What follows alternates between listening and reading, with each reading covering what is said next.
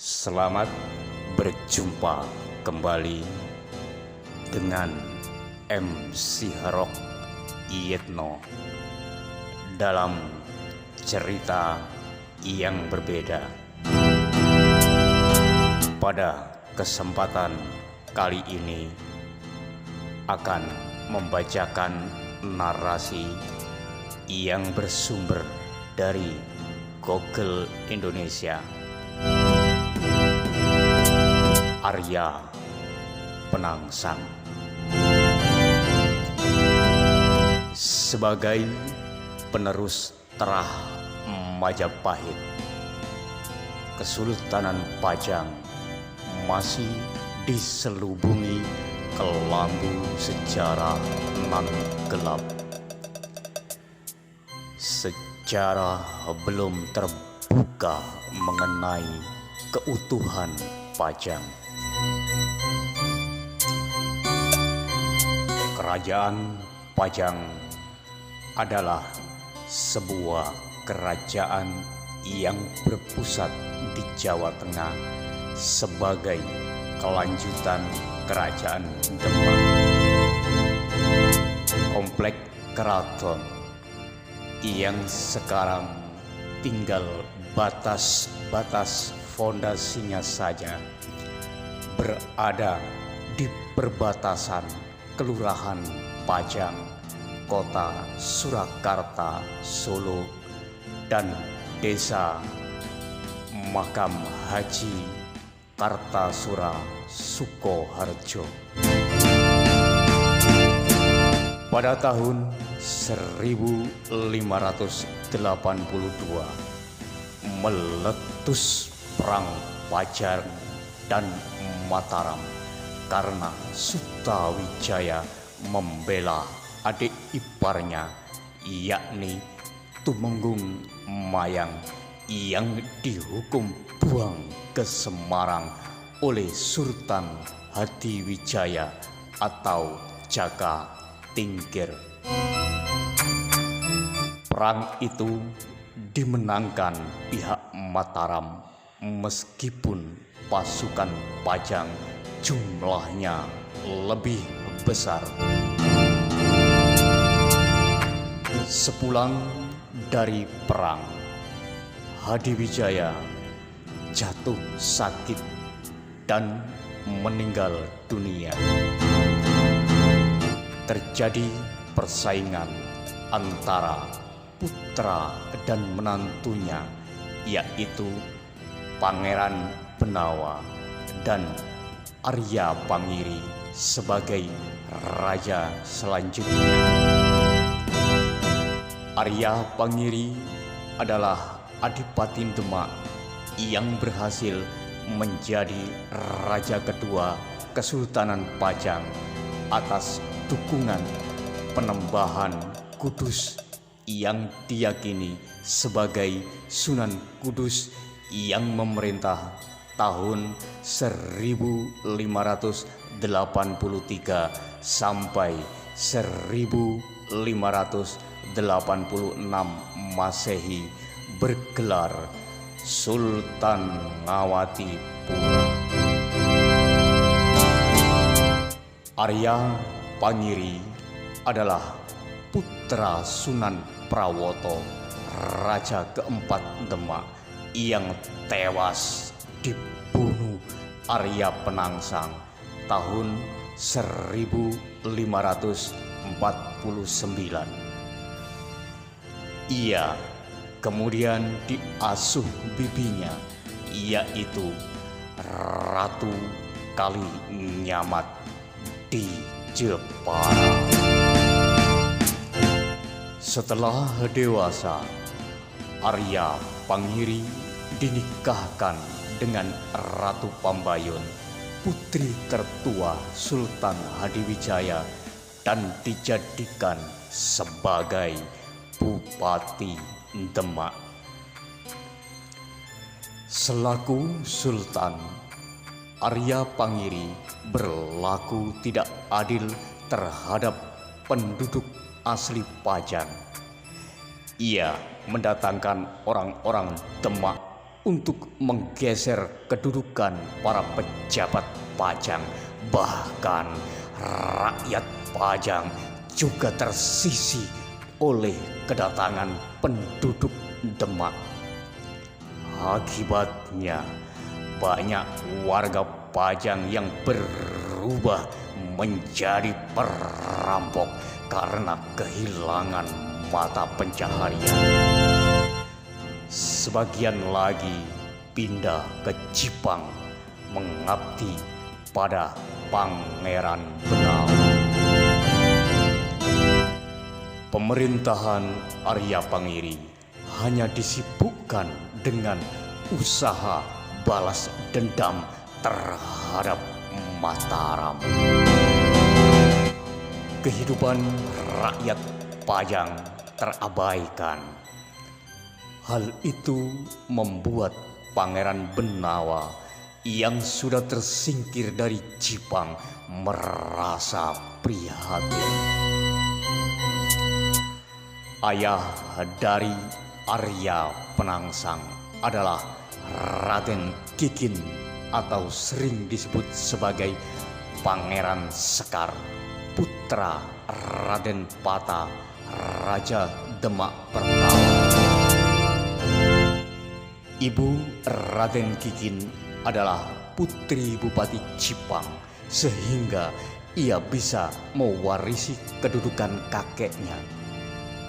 Selain itu, Arya Penangsang juga memiliki saudara lain, ibu bernama Arya Mataram.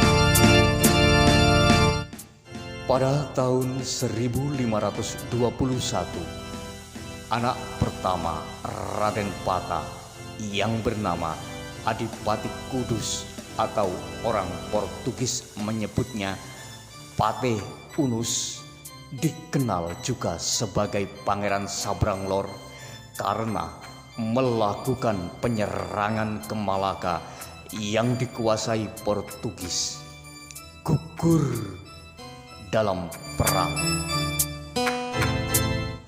Kedua adiknya yaitu Raden Kikin dan Raden Trenggana malah berebut tahta.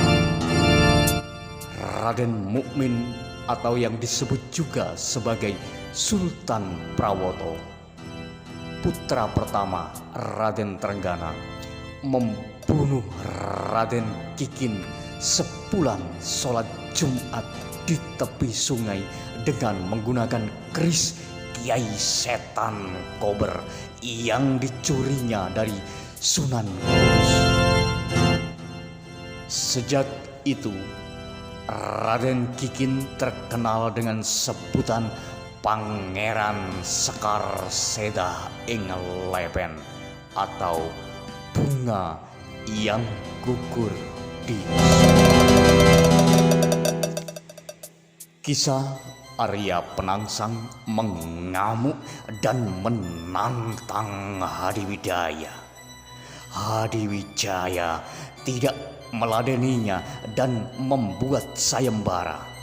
Ki Ageng Pemanahan atau Ki Ageng Mataram mengikuti sayembara dan berhasil menumpas Arya Penangsang dengan bantuan Ki Panjawi atau Juru Martani serta putranya.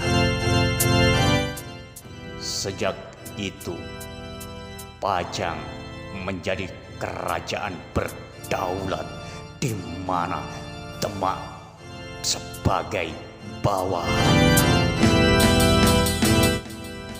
Pada buku Panembahan Senopati karya Gamal Kamandoko dibeberkan secara rinci sepak terjang Pajang beserta Sultan Hadiwijaya, Arya Penangsang dan Arya Pangiri, dan Panembahan Senopati beserta Ki Ageng Mataram, Ki Panjawi dan Ki Juru Martani. Arya Penangsang dan Arya Pangiri merupakan terah dekat Demak atau Raden Patah, meskipun juga terah Raden Wijaya. Sementara Hadiwijaya dan Sutawijaya merupakan terah jauh Raden Wijaya. Dari kisah di atas, menurut analisis penulis, Arya Penangsang dendam karena ayahnya dibunuh oleh adiknya, yakni Sunan Prawoto dalam perebutan tahta Demak. Bila kemudian menurut sejarah versi Babat atau Mataram, Arya Penangsang dicap sebagai orang yang jahat, tentu itulah yang namanya sejarah. Karena sejarah memiliki dua sisi, yaitu sisi pahlawan dan sisi pengkhianat atau penjajah, tergantung siapa yang membuatnya, atau bisa juga memakai dikotomi pihak yang satu meliankan pihak yang lainnya, sebagaimana diungkapkan oleh N.P. Atmaja dalam bukunya Genealogi Keruntuhan Majapahit. Kemudian mengenai Arya Pangiri yang didukung oleh Sunan Kudus yang Islam putihan, meskipun Arya Pangiri adalah putra Sunan Prawoto yang membunuh kakaknya sendiri, yakni Raden Kikin alias ayah dari Arya Penangsang.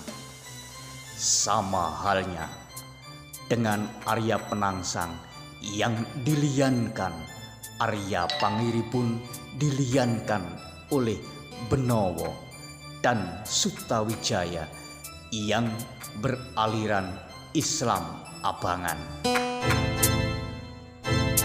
Masih menurut analisis penulis, ada nuansa penyingkiran terhadap penganut Islam putihan oleh Islam abangan. Arya Penangsang juga sangat mungkin menganut Islam putihan karena pewaris Raden Patah. Arya Pangiri didukung oleh Sunan Kudus yang menganut Islam putihan.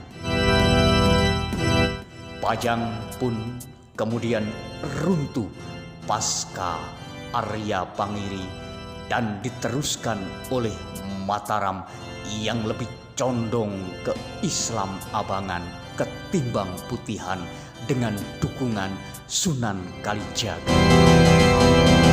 Kala itu Sunan Kalijaga yang berdakwah ala Islam abangan sudah menjadi sesepuh dan mendominasi perpolitikan Mataram. Walaupun pada akhir hidupnya Sunan Kalijaga sadar dengan menganut Islam putihan. Hal itu diketahui dengan diketemukannya karya Sunan Kalijaga berupa kitab Suluk Linglung. Kitab tersebut menguraikan perihal Islam putihan, sementara Islam abangan dipakai untuk berdakwah kepada masyarakat Jawa yang masih kental dengan agama Hindu, Buddha, dan animismenya. Memang tak bisa disalahkan bila penulis menulis novel sejarah sedemikian rupa, karena memang gendernya novel, sehingga pasti dibumbui dengan yang bukan sejarah, meskipun masuk dalam kategori novel sejarah. Begitu pula dengan kitab Babat yang ditulis menurut versinya sendiri. Oleh karenanya, kita pendengar yang budiman harus pandai-pandai memilah dan memilih mana sejarah, mana yang mitos, mana yang legenda, dan mana yang dongeng. Jangan mencampur adukannya, karena sejarah adalah sejarah, mitos adalah mitos, legenda